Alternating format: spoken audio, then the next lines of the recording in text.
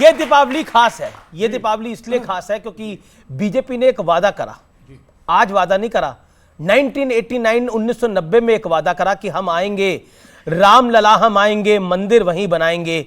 और आप लोग आगे एक और सवाल लगाते थे जब से नरेंद्र मोदी की सरकार आई, रामलला हम आएंगे, मंदिर वहीं बनाएंगे, लेकिन तिथि नहीं बताएंगे, तारीख नहीं बताएंगे। अब तो तारीख आ गई, 22 जनवरी 2024 को रामलला का भव्य दिव्य मंदिर बनकर तैयार होगा। तो इस दिवाली एक दीपक आप भी जला देंगे? देखिए, अब मैं महंत जी की बात को आगे बढ़ाऊंगा। एक दीप जलाओ बच्चों, पढ़ाई लिखाई की जरूरत नहीं है, खुद पास हो जाओगे। अगर बीमार पड़ते हो फिर एक दीप जला लो, अपने आप इलाज हो जाएगा, दवाई और डॉक्टर की जरूरत नहीं है। पुल बनाना है, दीप जलाओ, साइंस अपने आप विकसित हो जाएगी। तो ये 21 लाख दीपक जो जलाए जा रहे हैं, अरे अपने ही राम के नाम पे गरीबों को दे देते तेल तो शायद देश का ज्यादा भला होता। ये गिमिक्स करने से कोई राम कुछ नहीं होने वाला है। 1990 में बीजेपी कहती है हम राम मंदिर बनाएंगे, कोर्ट के अंदर, कोर्ट में केस लड़ा गया, कोर्ट ने निर्णय दिया, कोर्ट का निर्णय सबने माना, मुसलमानों ने भी माना, सबने कहा, कोर्ट ने कह दिया चलो फॉलो करो। आप कहां से बीच में आ गए? और आपका काम एज अ पॉलिटिकल पार्टी या गवर्नमेंट ऑफ इंडिया क्या मंदिर बनाना है? इंफ्रास्ट्रक्चर कौन बनाएगा? रोड कौन बनाएगा? अस्पताल कौन बनाएगा? स्कूल कौन बनाएगा? It is not the work of the government to make temples and mosques. जी सुधांशु त्रिवेदी, देखिए आपत्ति तो है और वो घोर आपत्ति है, और आपके साथी बैठे हुए हैं, आपके मित्र, वो कह रहे हैं कि अस्पताल नहीं बनाना चाहिए था, क्या स्कूल नहीं बनाना चाहिए था, और दीपक जलाने से कौन सा उजाला हो रहा है लोगों के जीवन के अंदर? हमने तो कभी नहीं कहा कि दीपक जलाओ और अपने आप साइंस डेवलप हो जाएगी, मगर बचपन से पढ़ा है, चरखा चलाओ अंग्रेज भाग जाएगा। एक गाल पे चाटा मारे, दूसरा गाल आगे कर दो, अंग्रेज भाग जाएगा। भाग गया था क्या? ऐसे ही भागा था, ऐसे ही भागा था।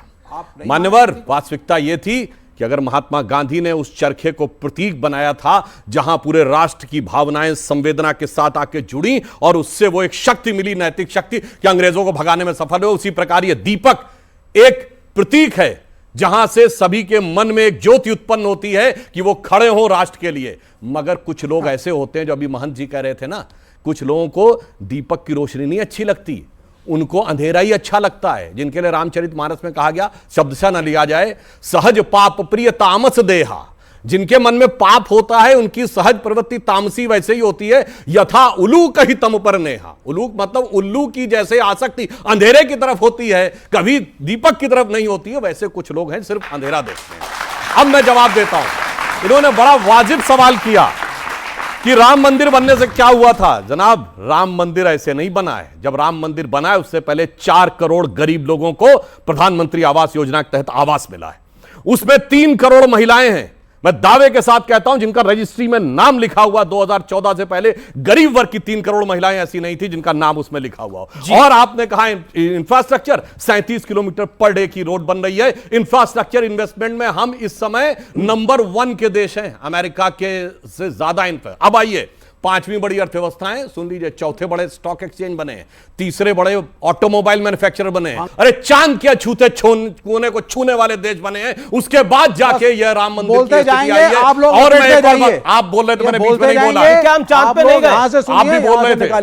जाके बच्चों से कहता हूं चेक करिए, चाइना इकोनॉमिक रिसेशन में है, अभी फिच ने रेटिंग जो है उसकी घटा के 5.2 से 4.5 की है, भारत की 5.5 से 6.2 की है। ये अंतर हो रहा है कि कैसे हम जी और आप अब आप एक लाइन 10 सेकंड और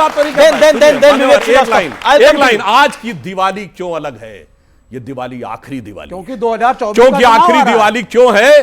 क्योंकि भगवान राम के, श्री राम लला विराजमान के भव्य मंदिर में स्थापित होने से पहले की अंतिम दीपावली है। क्यों अंतिम दीपावली? मैं क्यों कह रहा हूं यह दीपावली इसलिए महत्वपूर्ण है। आपने कहा पहली दिवाली नहीं थी, हां, किसी जमाने में ताला लगा था। जब हम लोग बचपन में नारा लगाते थे, लोकतंत्र की देखो शान, बंदी बने हुए भगवान। फिर उसके बाद ताला खुला तो हम लोग कहते थे, तेरे भी जो मंदिरों पे प्रतिबंध लगा हो तो हिंदू कहलाना हमें छोड़ देना चाहिए। यह स्थिति थी। उसके बाद टाट के छप्पर में रहे भगवान राम, और वो भी अगर फट जाता था तो कोर्ट जाना पड़ता था। और उसके बाद श्री राम लला विराजमान इस केस में खुद पैरोकार थे। शायद आप लोगों को नहीं पता होगा, one of the respondent for Shri Ram Lalla Virajman. मैं दुनिया में चुनौती से कहता हूं, हमारे ही भगवान एकमात्र हैं जिन्होंने कोर्ट में खड़े होकर अपना मुकदमा खुद लड़ा है, और पूरी मर्यादा के साथ, सारी कानूनी वैधताओं के साथ अब जाके मंदिर वो बना है। इसलिए मैं कहूंगा एक वो भी दिवाली थी जब उजड़ा हुआ गुलशन था, रोता हुआ माली था। आज महका हुआ गुलशन है, बजती हुई ताली है। एक वो भी दिवाली थी, एक ये भी दिवाली है। तो एक वो भी दिवाली थी, एक ये भी दिवाली है। रशीदी साहब, क्या आपको लगता है ये दिवाली वाकई खास है क्योंकि रामलला का मंदिर बन रहा है? और चाहे कोई कुछ भी कहे, बीते गत वर्षों में हमने देखा है एक बदलाव आते हुए समाज के अंदर भी। Your reaction? देखिए, मुझे याद आता है गांधी जी का वो वक्तव्य जब सरदार वल्लभ भाई पटेल ने उनके सामने सोमनाथ मंदिर की एक योजना रखी पुनर्निर्माण के लिए। तो गांधी जी ने कहा कि मैं आपका पूर्णतः समर्थन करता हूं और अच्छी योजना है, लेकिन याद रहे इसमें पैसा भक्तों का लगे, राजकोष का नहीं। राजकोष का नहीं। राजकोष समझते हैं आप? हाँ, समझ लीजिएगा, सरकारी पैसा, इसको समझ लीजिएगा अच्छी तरह। ये जो भव्य दिवाली है ये राजकोष से हो रही है, इसमें भक्तों का पैसा नहीं है, ये समझ लीजिए आप। अगर उस महात्मा गांधी को, जिस महात्मा गांधी ने एक वस्त्र पहनकर अंग्रेजों को उनके घर तक छोड़ के आए और घुटनों पे ला दिया, उस महात्मा गांधी का मजाक उड़ाते हैं आज बैठ के, जिनकी कोई औकात नहीं, हैसियत नहीं। महात्मा गांधी का मजाक उड़ाते हैं।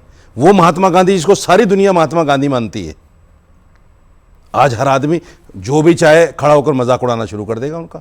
मैं सिर्फ इतना कहना चाहता हूं, दिवाली जैसे राशिद अल्वी ने भी कहा, इसको हर आदमी जानता है।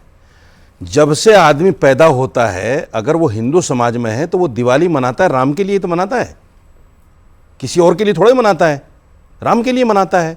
तो इसमें क्या खास है? इसमें सिर्फ ये खास है कि दिवाली को इसलिए बढ़ा चढ़ाकर दिखाया जा रहा है। हर साल अपना रिकॉर्ड तोड़ते हैं योगी आदित्यनाथ के साहब, 5 लाख थे, अब के 11 लाख हैं, अब के 21 लाख हैं, और उसके बाद में पता नहीं 51 लाख हो जाएं। अपना ही रिकॉर्ड तोड़ रहे हैं। क्यों? आप कह रहे हैं आने वाले 10 साल तक ये चलता रहेगा? सुन लीजिए, चलता नहीं रहे, अरे जो 2024 में खत्म है। अब सुनिए, मतलब 2024 में अगर सरकार जाएगी तो अरे तो सुन मतलब लीजिए दीपावली भाई साहब, सुन नहीं लीजिए होगी। भाई साहब, सुन लीजिए, मेरी बात पूरी नहीं हुई। जी। मेरी बात पूरी नहीं हुई। मैं सिर्फ ये कहना चाहता हूं, इनके पास देखिए कितनी लाचारी प्रधानमंत्री के मुंह से आपको दिख रही है।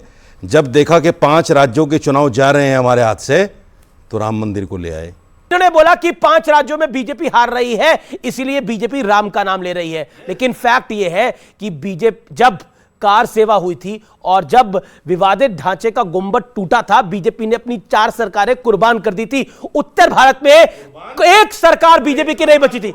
यस, क्या गिर गई थी सरकारें? कौन सी सरकार कुर्बान करी थी? गिरा दी गई थी सरकारें। उस वक्त में सुनिए, उस वक्त में तत्कालीन मुख्यमंत्री ने हलफनामा दिया था कि मैं मस्जिद नहीं गिरने दूंगा। झूठ मत बोला करो, एक भी सरकार नहीं गिराई थी। झूठ मत बोला करो। लिख दिया, बाकी 3 राज्यों में क्या था? बाकी 4 सरकार क्यों गिराई? एक सेकंड, बाकी 4 सरकार क्यों गिराई? आप पढ़ के नहीं आए? बाकी 3 सरकार क्यों पढ़ के नहीं आए? ज्यादा पढ़ के आए।